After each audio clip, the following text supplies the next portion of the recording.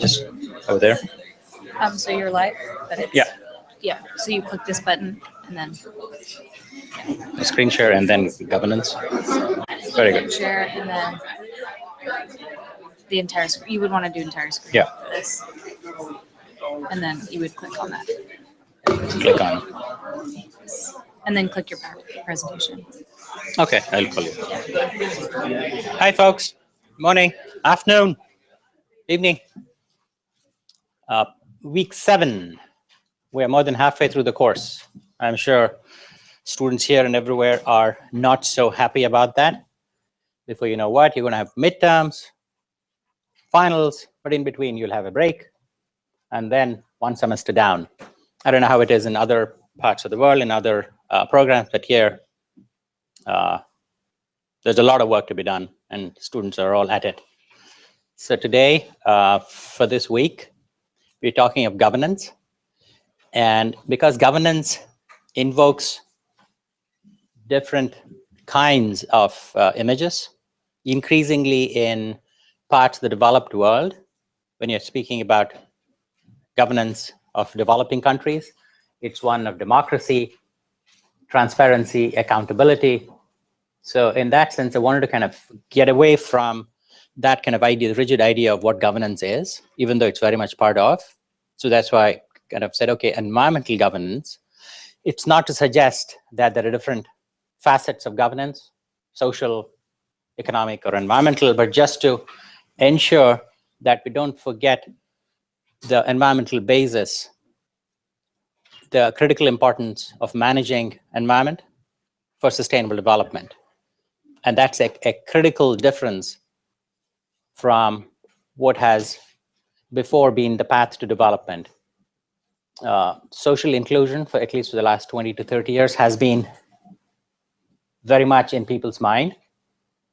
Democratic institutions, voice, participation of the marginal has been part and parcel of issues of what a good government should be doing, whether it's premised on kind of Western models of democracy or not. And economic growth has always been central. But increasingly, you have facets of how do you kind of bring in kind of socially inclusive, economically vibrant, and environmentally sustainable development. And if you remember going all the way back, the early conceptualization of sustainable development was these 3 pillars, 3 dimensions: social, economic, environmental, but with a very strong base of governance. In many of the classes, I think we have not emphasized that because things are complex as is, just looking at the social, economic, and environmental, in fact. So today we'll just kind of explore what are some of the issues. And usually I find that rather than deal with the abstract and put lots of folks to sleep, it's much better to do a case study. And so I'm actually kind of going to walk you through a specific case study, but then in the Q&A, we can again kind of broaden it out. Okay, so now, Shweta, let me see if I get this right. This is a 7-part, did it?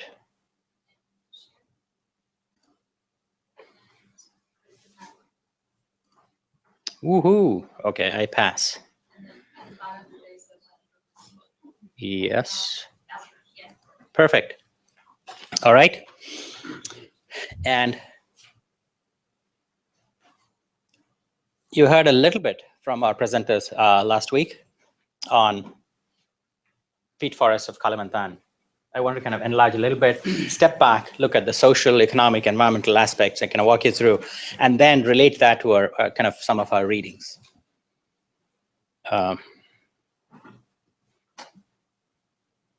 Before we do that, let me just walk you through. In our 17 SDGs, the governance is everywhere. It's not been forgotten. In fact, there is so much. I just kind of quickly want to walk you through SDG 1. You really look to, somebody's got to be doing it, kind of stakeholders and governments, private sector, civil society all come together in order to make this happen. Okay, so clearly in SDG 1, end poverty everywhere in all its forms. You have implement nationally appropriate social protection systems. These things don't happen in a vacuum. Okay, there has to be a political will. You have to actually plan and implement it. You need to kind of have budget for that. You need to prioritize. So these things don't just happen. Second one is ensure that all men and women, and these are excerpts, okay? I've loved, because it's much more kind of verbose than this. So ensure that all men and women, and in particular the poor and the vulnerable, have equal rights to economic resources. Okay, that's a huge challenge. Okay, so again, there needs to be a will of the people to make this happen, right? Just by having it as an SDG and a set of indicators and targets, you're not going to get it. Ensure significant mobilization of resources. Even if a good part of it we have increasingly realized is from the private sector, you need to channel that, you need to incentivize that, you need to create public-private partnerships. So again, there is a governance in all of its kind of dimensions and facets, comes into every one of the SDGs. SDG 5, gender equality and empower all women and girls everywhere. Okay, so end all forms of discrimination against all women and girls. Okay, these are extremely important, noteworthy set of goals, but it takes effort. So if people say that, no, this is just kind of just focus too much on the social or economic, and there's not enough about aspect of how it's going to be done, but this is the beginning. By accepting that we have signed on to these, now how do we go about doing it? Okay, ensure universal access to sexual reproductive health and reproductive rights. In some societies, it's still not accepted that this is an important facet of kind of both social and private lives. So you need to first overcome that. Adopt, strengthen sound policies and enforce legislation. SDG 10.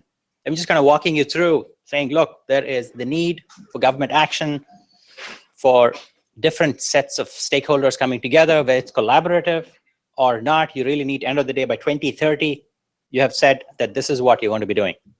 Progressively achieve and sustain income growth of the bottom 40%. Increasingly, the trend for over the last 30 years is in fact the other way. There is rising inequity. The bottom 40% are getting less and less of the total economic pie. So here, you're not only saying that has to stop, but you have to say that actually you need to have sustainable kind of income growth of the bottom 40%. And I think there also was another clause to this to say, naturally, they have to grow faster, at a rate faster than the national income growth. That has to, otherwise the inequities will persist. Okay, so ensure enhanced representation of voice of developing countries in decision making. So this is not just concerned about national, subnational, but also mindful of international between countries at the regional and global levels, right? So how do you kind of make that happen? These things don't happen just out of sheer goodwill. Somebody said the road to hell is paved with good intentions, right? So and it could be hell not in the literal sense. So just by signing on to feel-good declarations, you're not going to make that happen. State action for sustainable development goals number 16. Okay, promote peaceful and inclusive societies. For example, significantly reduce all forms of violence. Wow, that's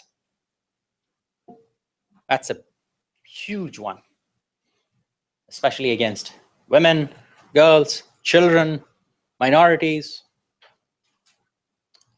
end abuse, exploitation, trafficking, and all forms of violence against children. Ensure public access to information and protect fundamental freedoms. Okay, and these are all going to be contested because this is not an ever-enlarging pie. When someone gets more, there is at least a perception that the powerful in societies are going to get less. Jeff Fromm makes a very powerful argument in his article on what is evidently kind of coincidental order of environmental and kind of social ordering of societies. Okay, so how do you kind of get the collaborative aspects, recognizing the difficulties? So how would the governments go forward? One would imagine as kind of rational entities. Governments maybe would map out where they are right now with respect to each of these goals, sub-goals, and specifically in terms of where it is wanting in terms of regulations, policies, institutions, in order to get by 2030. It's clear where they want to go by 2030. Then kind of say, okay, to get there, what do we need to do? Kind of do the backcasting that Professor Sachs spoke about, right? So rationally, that's what one would expect. Governments, along with stakeholders, identify what are the gaps and ways to overcome. Is it financial, budgetary? Is it technical? Is it institutional? We have weak institutions who barely can kind of hold things together right now, let alone talk about this impressive agenda that we've signed on to. Okay? And they would prioritize action. In a rational world, this is the way we would proceed. You identify the challenges, identify what needs to be done, and you have limited resources. It could be any kind of resources. It could be human resources, intellectual capital. It could be development of trust between the stakeholders that some of the readings have kind of spoken about. So I don't mean resources in a very narrow fiscal sense. It could be intellectual property rights in order to deploy a certain set of technologies that the country desperately needs in order to stem, I don't know, some kind of epidemic, to enhance children's well-being. So it could be a whole range of resources. As policymakers, as MDP practitioners, you're going to be increasingly involved in not just kind of planning, but increasingly in how do you help prioritize action, and then how do you get governments, and you would be part of governments, part of stakeholders in order to kind of actually do it, both in developing and developed countries.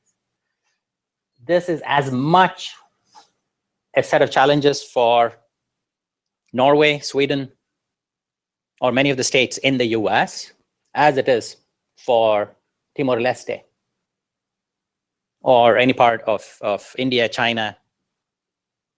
So this SDGs, want to re-emphasize, cuts across. It's unlike the MDGs. It's not just for the developing countries, even though some countries publicly have said, like Australia, unfortunately, has very little federal engagement. At the state level, they're very engaged, but at the federal level, it is, oh yeah, that's for our ODA folks to be looking at because it's really for developing countries, right? But that's not the case. And increasingly, voices are being now heard in Australia saying that, look, this is actually for us as much as for anyone else. So they would begin to prioritize action. And then to go about implementation. How do you bring in new regulations, work with the legislature? Recrafting, looking at regulations that are really counterproductive, coming up with policies, institutions. So this is kind of many governments do this, and what I would call as a little bit of an old style of going about. Because there are some pretty big challenges we recognize in the world, okay? So for the first time, governments, stakeholders have to look at these three pillars simultaneously.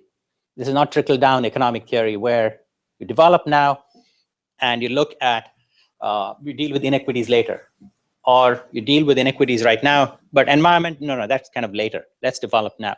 Many countries are still kind of going about it in this way, but we know there's only one planet, and there is only so much limited water resource, even within a subnational entity like a state or a province. So you need to kind of deal with that. You can deploy technology, you can deploy new ways of doing, but you need to deal with all these three simultaneously. And this is something quite new for most governments. You need to deal with new scientific understanding of emergent risks and solutions, and these are uncertain. You don't quite understand this nature of these risks. The corporate world meets every year in Davos, World Economic Forum. It's kind of very interesting exercise for you to do when you guys over bagel, for those in New York, those who eat bagel, or I don't know, whatever, chapati, or whatever, whatever you eat, bread, rice, to look at economic forums just for the last, say, 8 years. They come up every year with a risk report where they go ahead and talk to leaders, CEOs, CFOs, presidents of companies to say, in their perception, what are the big risks that the world is facing in the coming year? And it's really interesting to kind of map the changing trend of thinking.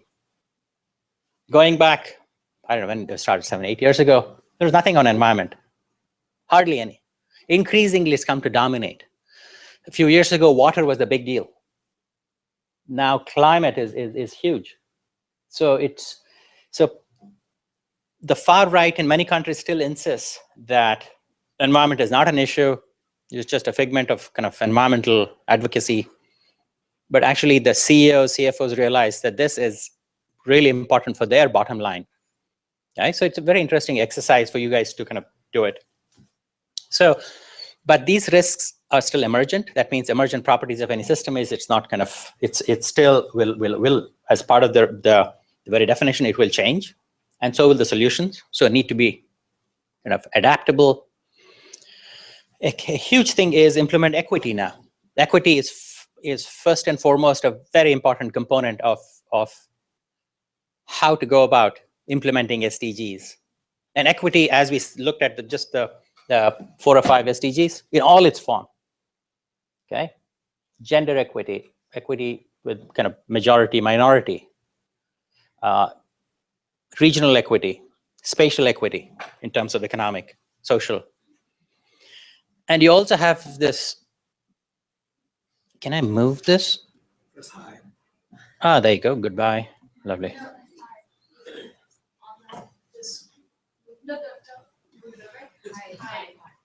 I don't want to hide the PowerPoint, lovely, okay. And clearly, this will disrupt power relations, existing power relations within a society, between countries, and create new ones.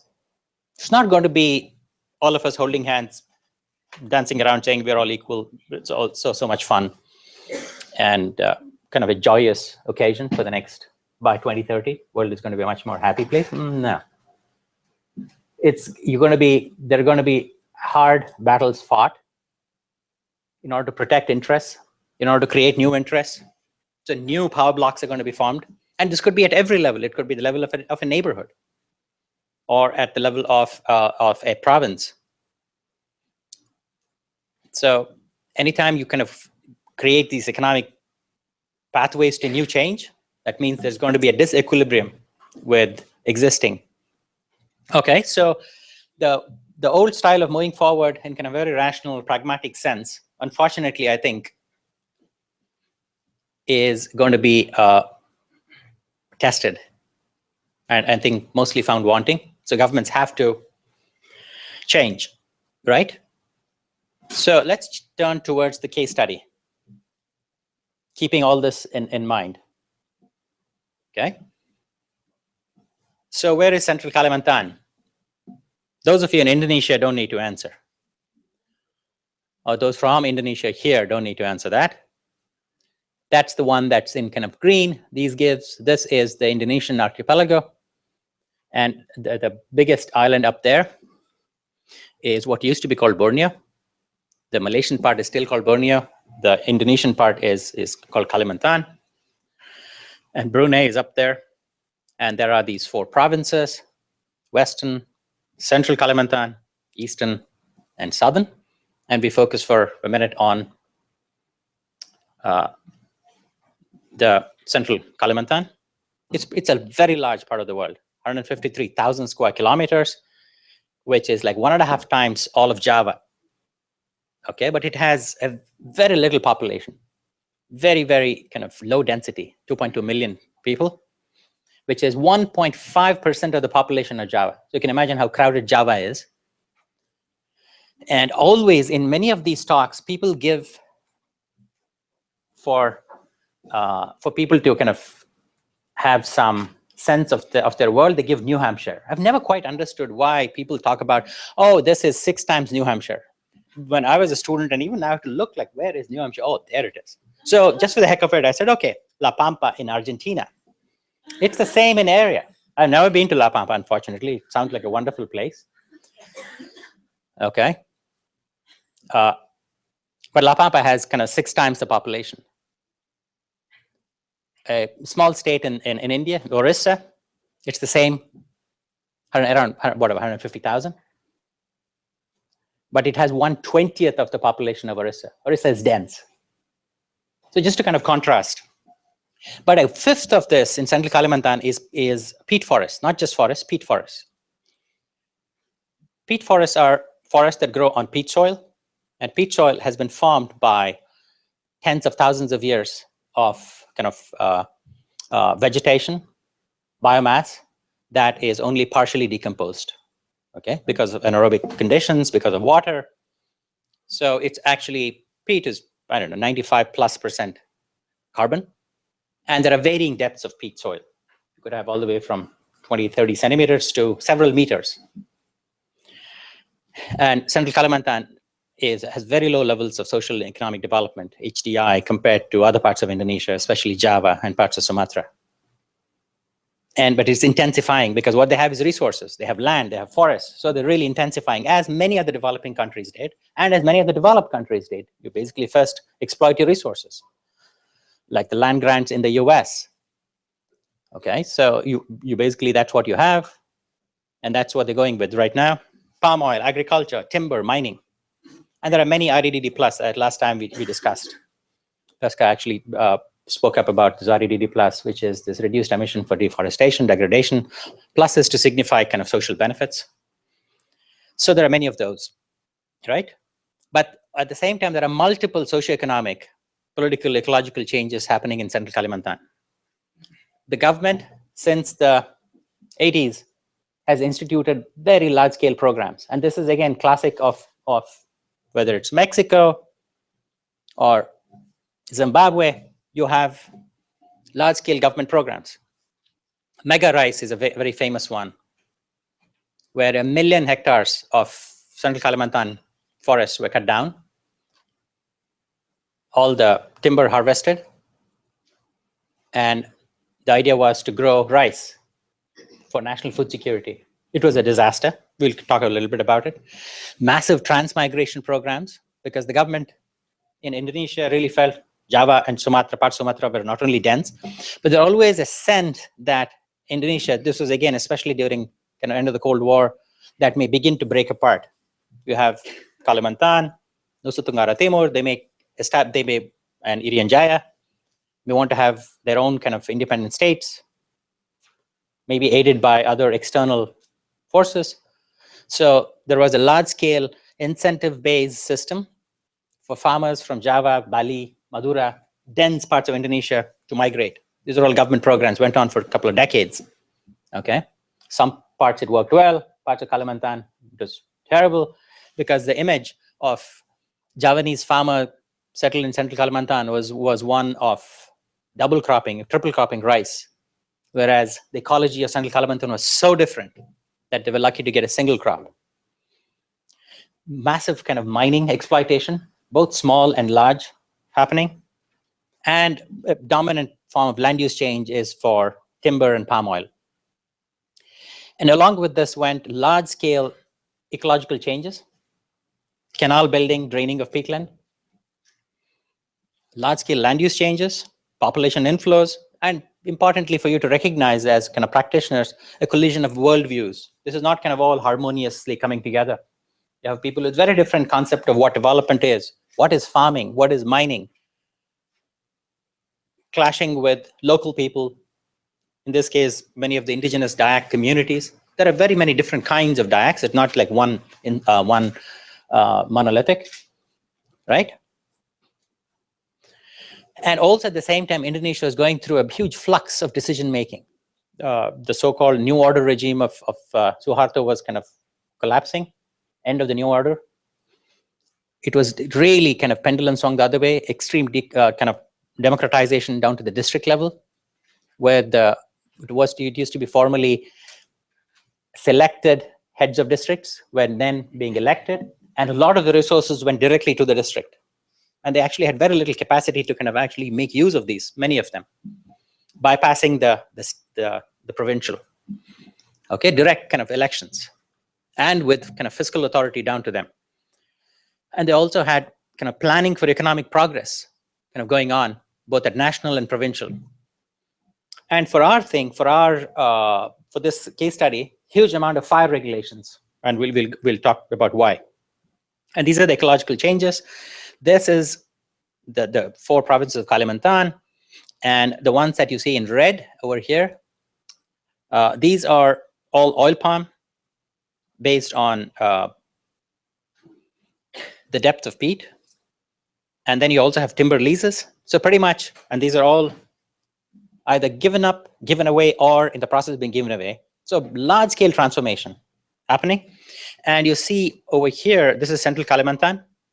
And this is the part that has been kind of exploded here. You have, when you talk about canals, 3,000 kilometers of canals built, kind of these mainline canal, and you have the secondary canals to drain water, because peat is has a lot of kind of water, so you need to drain water in order to grow rice, right?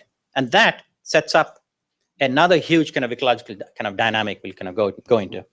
So large scale peat forest conversion to palm oil, and this is kind of what you get, right? And this is all part and parcel of development. One needs to kind of withhold kind of value judgment, but just say, okay, this is what the government wanted and is actually even now kind of going forward, because that's the resource they have. They have land. There is huge global demand for palm oil. Indonesia has now overtaken Malaysia as the largest producer of palm oil. But there were many, many casualties. Orangutan, this is one of the last kind of remnants of their habitat, is increasingly threatened. This gives you the orangutan habitat, and increasingly, as you saw from the previous one, their habitats are under destruction. Okay, and you have complete kind of humanized landscape of these canals and the use of fire. This was from 1997, 97, 98. There was a very strong El Nino. El Nino is this thing that is a condition where you have sea surface temperature anomaly in the Pacific, way to the east, and that has kind of global climate implications. And this is regional haze from peat forest fires in Indonesia. It's not just a local phenomena from people setting fire in order to clear land. So you have regional and global implications. And for those of you who think that, oh yeah, this was then and now things have changed, this is now, 2018, last week, or whenever, last month, yeah, a couple of weeks ago. Again, because this is going to be a strong El Nino, and there was an article in the Washington Post about this. Unfortunately, they got the as to who sets forest fires wrong, but it has now drawn attention to a new El Nino is developing, and massive kind of peat forest fires are already happening in Kalimantan, Sumatra. Okay, this is the El Nino. And you have both environmental, but also kind of massive carbon emissions from these peat forest fires.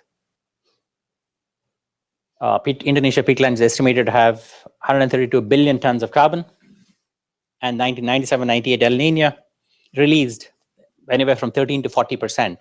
And there's this huge range because the government simply says 40 is no way. Our kind of measures are 13%. A lot of independent observers feel it's closer to 40%. So Indonesia becomes one of the world's largest emitters just because of these forest fires. Okay, it also has a huge local impact. The asthmatic rates in these provinces kind of shoots through the roof. Massive loss of kind of local economic development, livelihoods lost. Singapore and Malaysia go crazy because their regional transport is impacted. Singapore shuts down. They issue gas mask. They issue these kind of breathing masks, and they blame Indonesia. And Indonesia says, oh, it's the multinationals from Singapore who are doing this. So they used to go, they trade these kind of back and forth. This was especially 97, 98. Now they recognize that it's not just the multinationals. They've brought in regulations. A lot of the companies are Indonesian. And there are other forces at work. Okay, so one simple thing would be to say, hey, why don't they just ban fires? Which is what government tried to do. That's a very rational response. You know what, folks, from tomorrow on, don't set fire. No more. If you're setting fire, caught setting fire, you'll end up in jail or end up paying a huge amount of fine, what have you. And if it's a company, then we'll cancel the license, right? because of the global environmental impact, livelihoods, ecological devastation. So let's say an SDG, what have I made up? 18.66 says strong state action to ensure forest fires do not spread for the benefit of people, especially the poor and vulnerable, and wildlife everywhere. Yes, that sounds good, right? So why is that a problem? That's because the ecology has changed because of the drained peatlands, and it's actually human activity that triggers fire. Unlike in the temperate areas, here it's actually human activity. It's not arson. And in dry conditions, like in El Nino, because the only source of water for this peatland is from rain. When you have less rain, you actually have dry conditions. And people actually use fire. You have small-scale farmers, especially Sweden, the so-called slash and burn. Washington Post kind of laid the blame squarely on these poor folks. That's not totally true. You have land speculators, especially in urban fringe, peri-urban areas. I don't want to go into that. We have done enough research to show why land speculators need to set fire. That's the way to claim that somebody is using under land regulations in Indonesia. Plantations, community and company owned. Increasingly, it's becoming more difficult because there's a crackdown, but they try to do it. And increasingly now, a dynamic is small landholders, immigrants from other parts of Indonesia, from Sumatra and other parts, who are kind of grabbing land legally, buying land from local people and kind of setting fire, because that's the most efficient and at least financial cost. In the peat forest, it's not easy to, labor is expensive. You can't really mechanize. It's difficult. Fire is the easiest. And in most years, it works okay. Of course, the orangutans, I mean, bad luck to them. But in terms of carbon emission, as long as it's not very dry, we're not talking about surface fire. After a while, it'll dry out if there's sufficient soil moisture. But in extra dry years, the fire gets into peat, and then it goes underground and it burns for months on end, releasing massive amounts of carbon. So hotspots may indicate a fire here, but actually half a kilometer away, there may be fire burning underground. Okay, so that's the problem. And there are multiple interests over peat forest areas. The more you kind of go in to say, okay, banning fire, you begin to unpack. You say that you have many stakeholders. You have the Dayak people. Their part of life and culture is very much kind of embedded with the way they use land and for the livelihoods. The rural non-Dayak, from Javanese, Madurasis, from other parts of Indonesia, it's for them, it's a livelihood to clear land.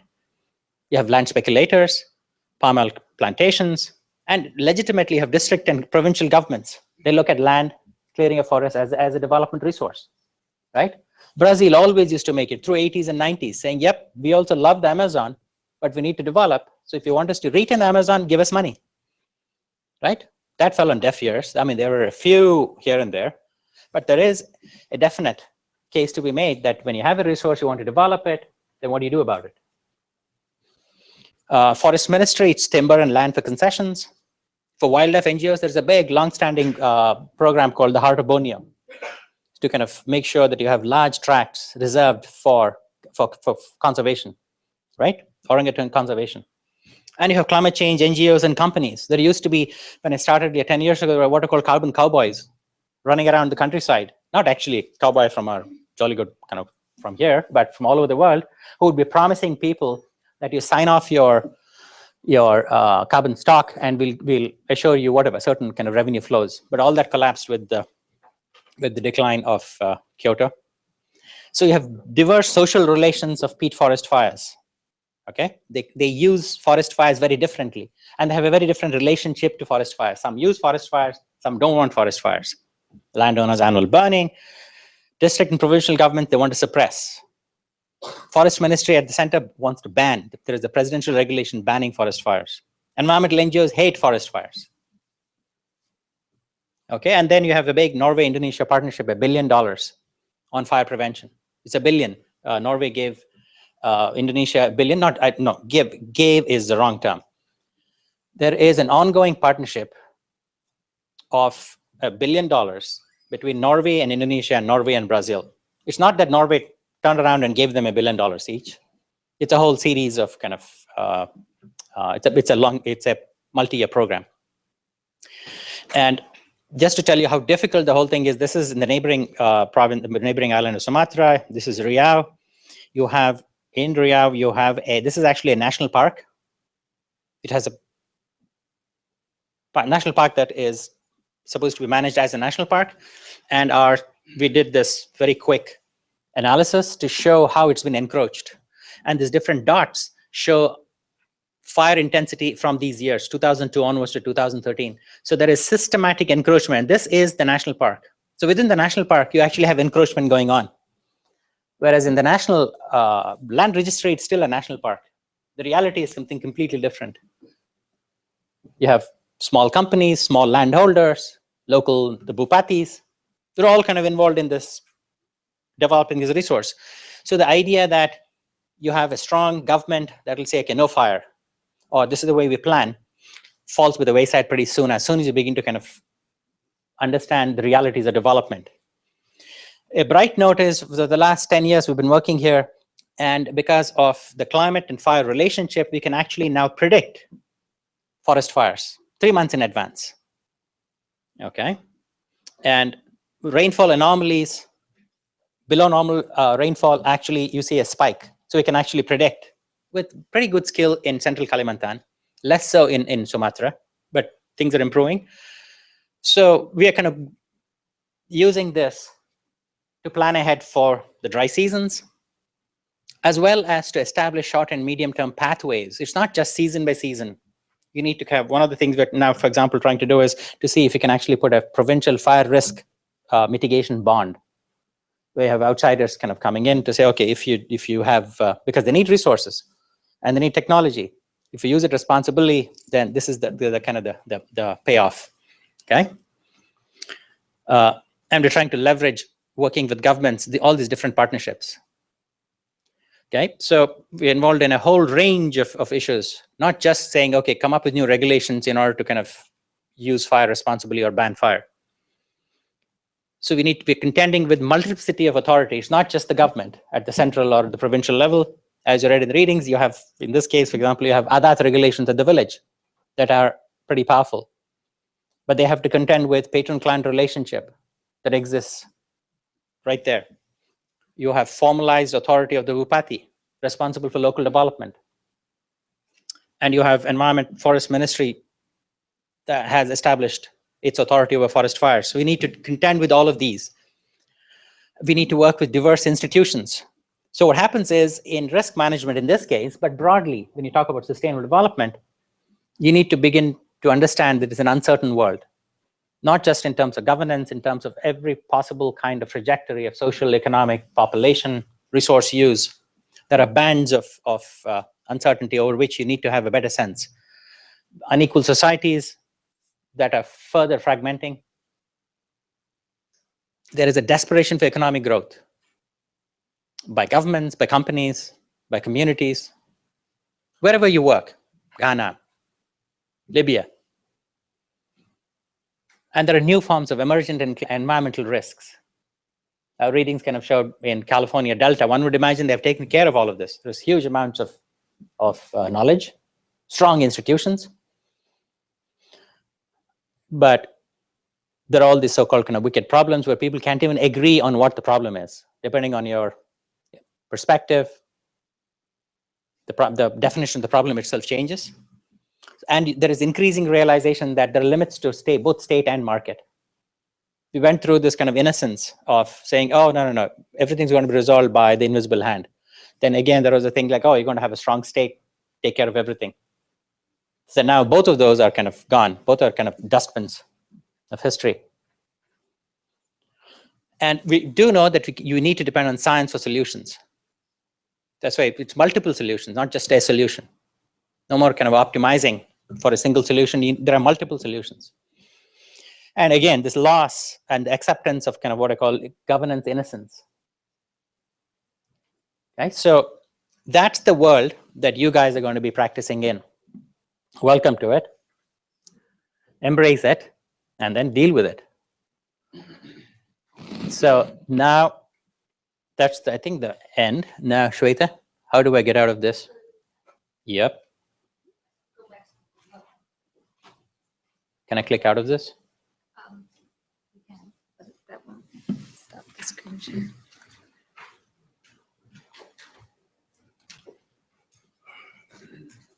Now the questions. Okay. We have our University of Florida folks. Okay.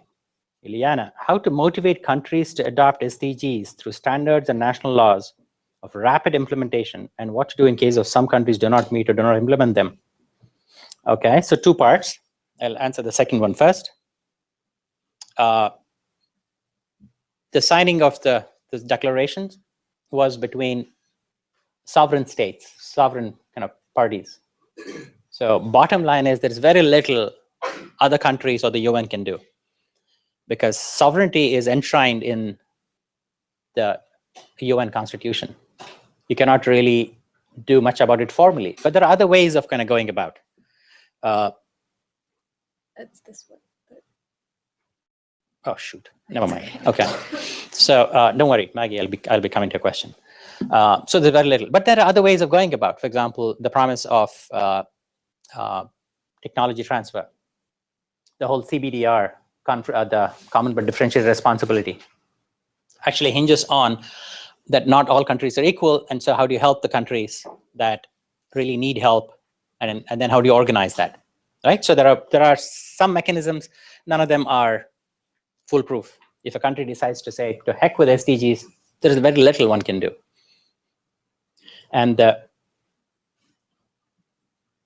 how to motivate countries to adopt? Yeah, so the issue is, that's the right word, is motivation. How do you incentivize? One is bottom up. How to make sure that there's enough awareness amongst civil society, amongst the private business, in order to kind of create the conditions that then, for collaboratively going about implementing these SDGs. It's not just, SDGs clearly is not just the sole prerogative of governments anymore. It's kind of now gotten way beyond that. Clear private sector needs to be involved.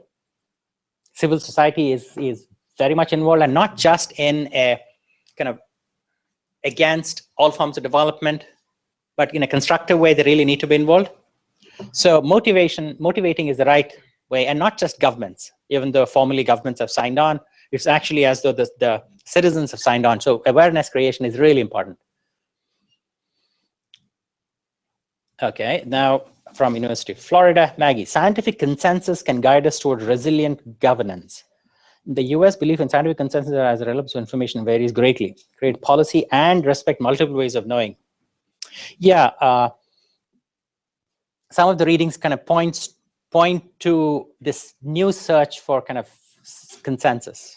Norgard and others kind of spoke about this, the need for this. It's not just that one size fits all or one way of looking at it. The engineering solution to, in the case to kind of delta management, Everglades in Florida is a classic example where our 50s, 60s ways of kind of looking at and treating ecology is now fundamentally different. So scientific consensus can guide us towards resilient governance, but the issue also is, as many of the readings point out, you may not have scientific consensus. Then kind of what do you do? And Ansel and others kind of speak about just focusing on some of the smaller issues in order to kind of gain trust in this collaborative mechanism, and not just to kind of go after the most difficult challenge, where people are not converging on same sets of issues. Okay, so it is possible, and I think there have been many instances where in a small scale, people have brought about new ways of creating policy for implementation. But now this is at a global scale and at national scale, so this is historically the first time ever that you really need to have this. And there always would be multiple ways of knowing, multiple ways of understanding, and hence multiple ways of pathways of solutions. So I think this is where local knowledge and kind of scientific knowledge has to come together. This is not to suggest that local knowledge is not scientific. It is scientific, but when I mean scientific, kind of the so-called modern Western ways of knowing. So you really need to kind of seek out Madagascar. Okay. What role and what importance be given to the local population in environmental governance? Yep. So this is really important. It's local people are not somebody you do development to. That used to be the case, that you have experts coming in from the outside, parachuting. Chambers, we read Chambers, Robert Chambers, he speaks eloquently about people kind of parachuting in, dispensing advice, and then leaving. Increasingly, that's becoming untenable. All of our reading this week has been to really focus on ways of knowing. How do you deal with, how do you kind of create, how do you frame what the problems are? Because the key is, if you don't even understand, you don't even have a consensus on what the problems are, then this is really a big problem for governance, for ensuring any one of those impressive goals we have signed on to. So I would say local populations, because there are many different communities within a population. And the impressive work has been going on in terms of, for example, gender, using of kind of gender as a lens to understand people's realities. So these ways of knowing really need to come together to feed in, because many governments still are focused on the old kind of one way of knowing, one way of problem solving. Increasingly, that's going to become less and less useful.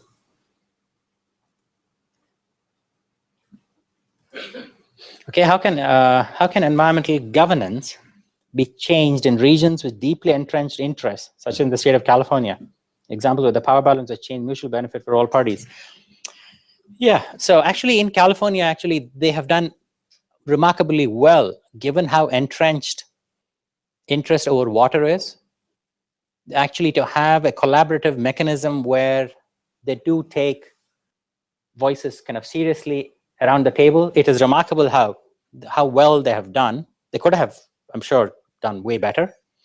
But then Professor Ram, in his article, points to how there are limits to, if you look at his, one way of looking at his writing is to say, in California, collaborative governance can only go so far because of the deep structural inequities that are in place that don't give voice to the people that really are part and parcel of the natural landscape.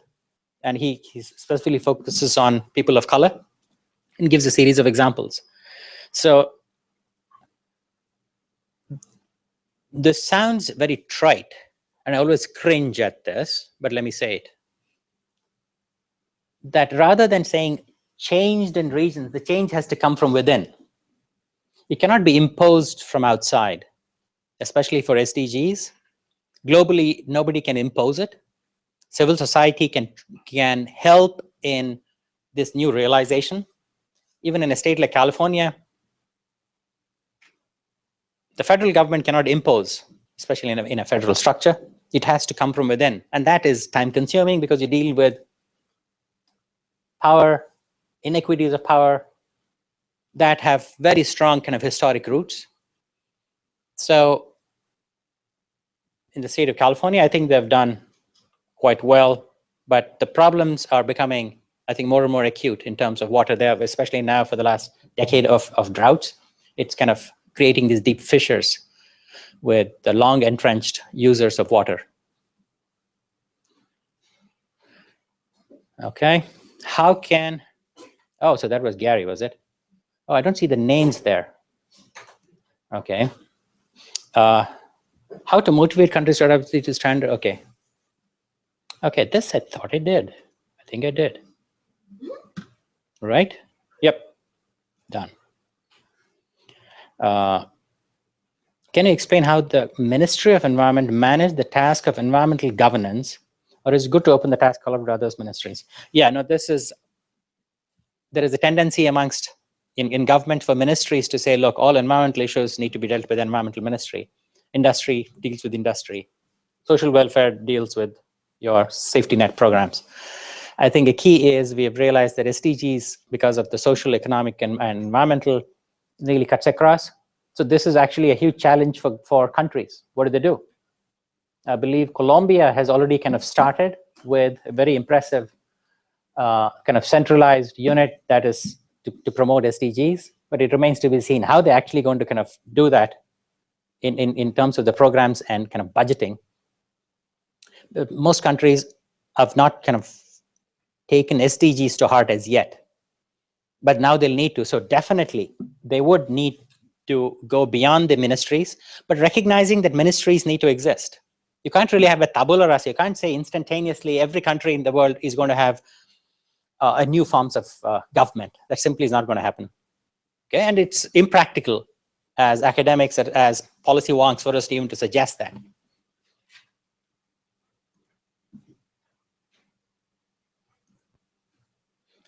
So, I have just a couple of minutes. It seems to me that good governance is steeped in local or regional notion of what is good. Is it realistic to expect to transfer good governance practices across cultures, regions? You must cause its own path. Yep. So what constitutes good is socially accepted, for sure. But many of what constitutes good is also universally shared. That you will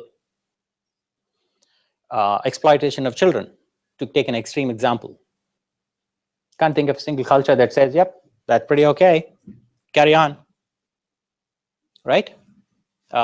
Gender parity in pay. Most cultures, not all, but most cultures say no.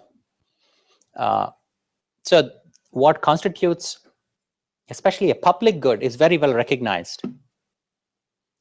But the means to get there is not. Means to get there is there is no common consensus. And this is where you have kind of local understandings of kind of culture, custom.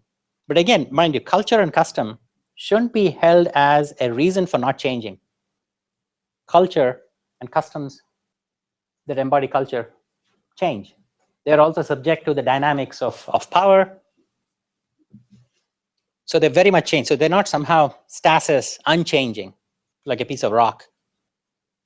Right? So they may not change as much as you practitioners would want to, or as advocates would want to, but definitely they are subject to the same forces of change. So one shouldn't have government saying, oh, no, this is not our culture, because then the issue is, whose culture is it? What issues of power are embodied in this practice of culture? So as practitioners of development and as just thinkers of development, those are the kinds of questions one should be asking, but constructively engaging. So I think with that, sorry folks for the others, I think we're kind of getting there. We're almost done. Maybe one last one from University of Florida. Joe, it seems to me that good governance, oh, hey, did I just select something else? I think I did. Sorry about that. Okay, then we're really done. Okay, so thank you. And now we break for an hour, or do I have a few more minutes? Do I have time? Okay, lovely. So then let me take a few more. Okay. In the beginning of the lecture, with reference to Ram's coincidental order, you emphasize the shift in power and decision-making in order to approach the triple bottom line. Which actors can do this without a legally binding framework?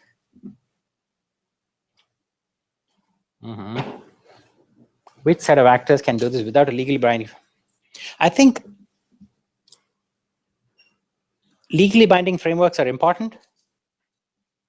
Oh, this is from local here, the tough question. Okay. Legally binding frameworks are important, but that shouldn't be the, give us pause, that shouldn't be the reason why we are not doing. Ram's article emphasized a key point is, if juxtapose it to say collaborative governance, you need to understand that there are deep fundamental inequities in the way the discussion, the discourse is organized. To say that, okay, all stakeholders need to be around. He gives a classic example of how people of color in California mostly are considered urban, and how the mythology is they have no interest in rural areas. And hence you have kind of the whites in California are have a much higher level of kind of percentage of population in the rural areas than in the whites. And he says it's ironic because the people who are actually engaged in the work in rural areas are mostly people of color. Okay, whether it is forest thinning, whether it's in kind of the agrarian communities. So it's kind of ironic that you say at the same time, you say, no, they have kind of no interest. That's because of the way the discourse has been framed. And that's why he talks about the coincidental order. It's not that somehow it was done masterminded, that how you had this amazingly liberal ways of kind of going about socially progressive in terms of recognizing the difference between communities and affirmative action and so on, but how that has had no role to play when how you order your environment, how you order your ecology. So he's actually saying we really need to look at both of those together. So for him, if I can speak for him, he used to be my professor at Berkeley. He's not asking for a legally binding framework. That is very important, but first you need to begin to recognize the realities of what exists and what doesn't exist, who's even not even at the table because they're not even considered as part. He also quotes some CalFed where some Native American reservation interest was put forward, and they said, no, that's irrelevant. We're not discussing that now. So how do we reconcile the balance between, no, I think I need to go over it a little bit better. Select, then I get the name. Alyssa. How do we reconcile the balance between governance to police misuse of the environment? Yeah. Because the rights of marginalized people are more likely to have the right to these resources. Increasingly, I think it's happening in many parts of the world. The local people, indigenous people were regarded as not having legitimate claims. But in some countries now, the pendulum swung completely the other way, that you have local people are the sole arbiters of local development, and that has now created other developmental issues, problems. But increasingly, the need to police misuse of environment versus the right is recognized. There are still countries that do not recognize kind of so-called indigenous rights. In some parts of the world, they don't use the term indigene at all because it then depends on how far you go back. You go back 1,000 years, 2,000 years. So you call them as kind of rural minorities. But in many parts of the world, they're recognized. But for example, in the US, the recognition in that sense hasn't helped the Native American community in terms of their kind of social and economic well-being. But it is recognized, the rights are recognized and kind of codified. But I won't kind of swing the other way completely to say that local indigenous people know how to use environment in a benign way or in a sustainable way. Because you also, for example, in Kalimantan, the Dayaks have been using fire to clear land for hundreds of years, if not thousands. But to say that, oh, it's kind of codified in local knowledge romanticizes local knowledge a little bit, because the local knowledge has been fragmented, and a key thing is the ecology has changed. Right? So local knowledge also is dynamic and needs to change. So one should not kind of enshrine it and saying, oh, modern science does not have all the answers. It's really local knowledge that's important. Anytime you have this kind of pendulum, that's part of the problem. This Foucault's pendulum going back and forth. It's really, you need both science and you have local knowledge. And the difficulty is, how do you kind of make this, bring this together? That's why our piece is on collaborative. To recognize political inequities, people have different access to basis of social and political power, whether it's through your democratic decision-making or whether through a party system. How to kind of enshrine that and get these different people to come together to recognize that it's a fundamental right to be part of a decision-making apparatus of governance. In your opinion, are carbon markets a sustainable economic mechanism for forest protection, reducing deforestation? Carbon markets are managed to be improved. Yeah, so this was the promise of Kyoto, that you assign a certain economic value to carbon, and you let kind of a regulated market, not a free market, regulated market, then assign those values to the highest bidder. I think it has done well. It can actually it is promising, but again, there are kind of limits to the extent of carbon, because we're talking of carbon markets, not carbon tax. Okay, because as many people before me have said, there is only one planet. Oh, that's lovely. They have background music now.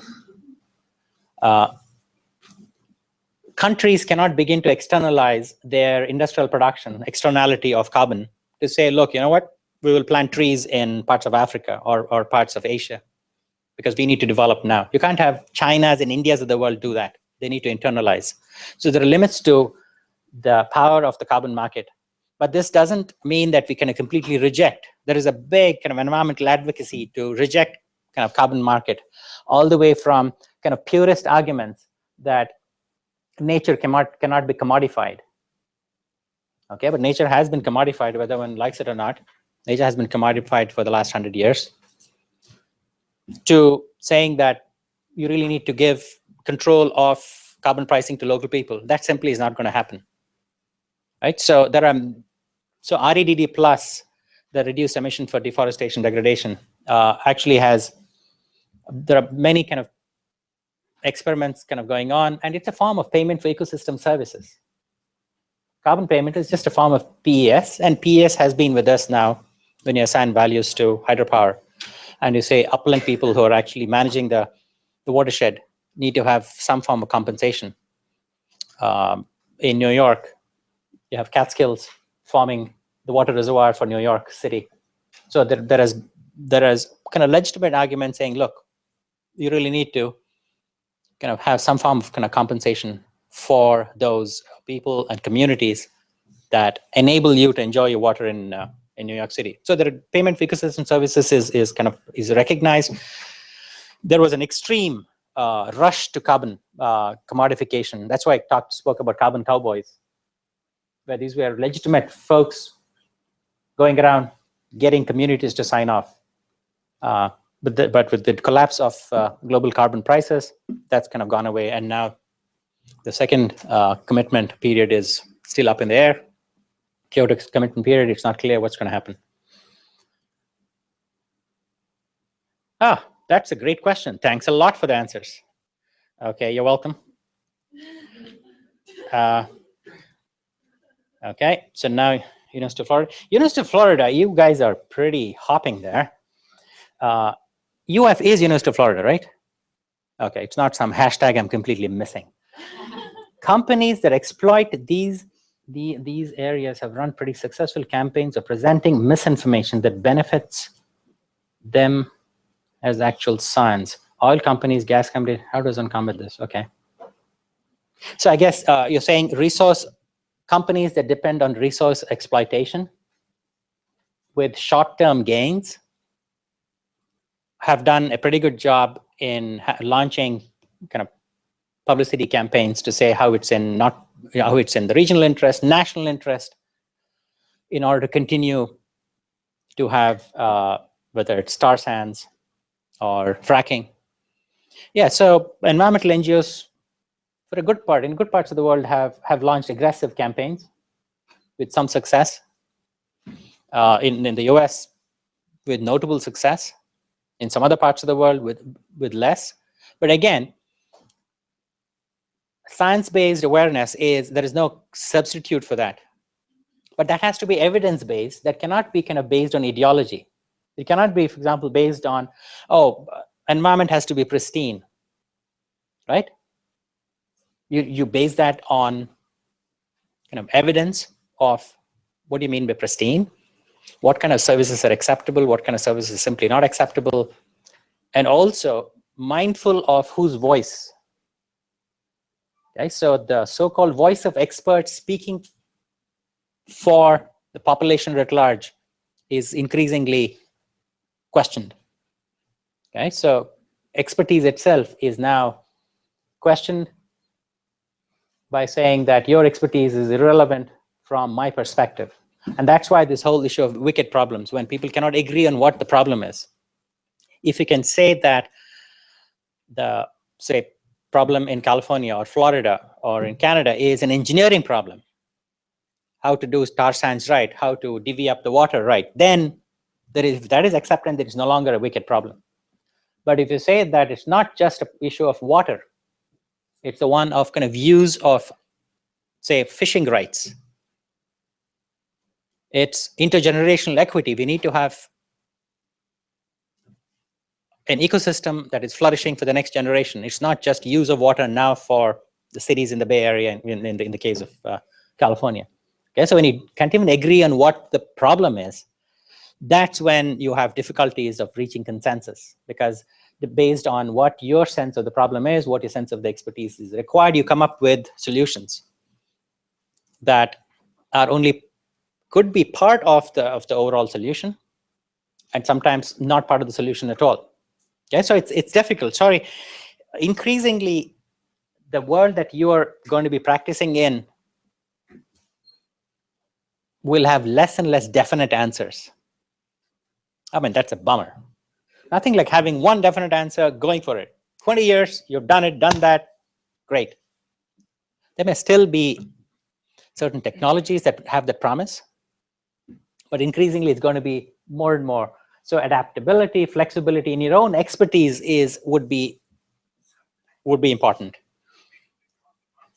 Okay.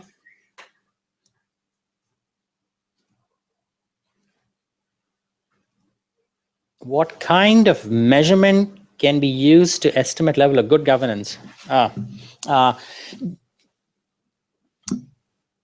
Again, it depends on how governance is defined. There is a lot of very good, interesting work to measure different aspects of governance. For example, democratic decision making, who has voice, transparency, accountability.